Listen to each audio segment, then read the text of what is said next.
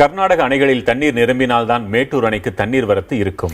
காவிரி நீர்பிடிப்பு பகுதிகள் குறித்தும் கர்நாடக அணைகள் விவரங்களை இப்போது பார்க்கலாம். தமிழகம், கர்நாடகா, கேரளா ஆகிய 3 மாநிலங்களில் காவிரி ஆற்றின் மொத்த நீர்பிடிப்பு பகுதி 16,300 சதுர மைல்களாக இருக்கிறது. இவற்றில் கர்நாடகாவில் அதிகளவாக 13,230 சதுர மைல்கள் காவிரியின் நீர்பிடிப்பு பகுதியாக உள்ளது. இதேபோல் கேரளாவில் 781 சதுர மைல்கள் நீர்பிடிப்பு பகுதியாகவும், தமிழகத்தை பொறுத்தவரை 2,286 சதுர மைல்கள் நீர்பிடிப்பு பகுதியாகவும் உள்ளன.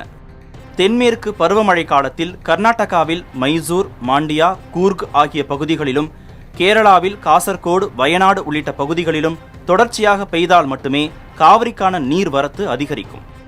அதிலும் கர்நாடகாவில் உள்ள ஹேமாவதி, ஹாரங்கி, கபினி, கிருஷ்ணராஜ சாகர் ஆகிய 4 அணைகள் நிரம்ப வேண்டும்.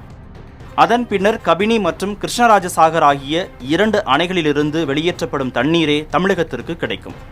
தற்போதைய நிலவரப்படி கபினி மற்றும் கிருஷ்ணராஜ சாகர் அணைகளிலிருந்து மொத்தமாக வினாடிக்கு 5,813 கன அடி தண்ணீர் திறக்கப்படுகிறது.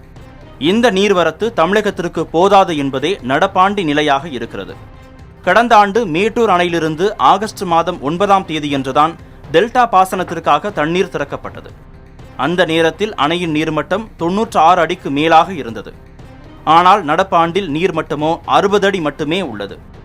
இதனால் சம்பா சாகுபடி நடக்க வேண்டுமானால் நிலத்தடி நீரும் வடகிழக்கு பருவமழையும் கைகொடுக்க வேண்டும் என்பது கட்டாயமாக உள்ளது.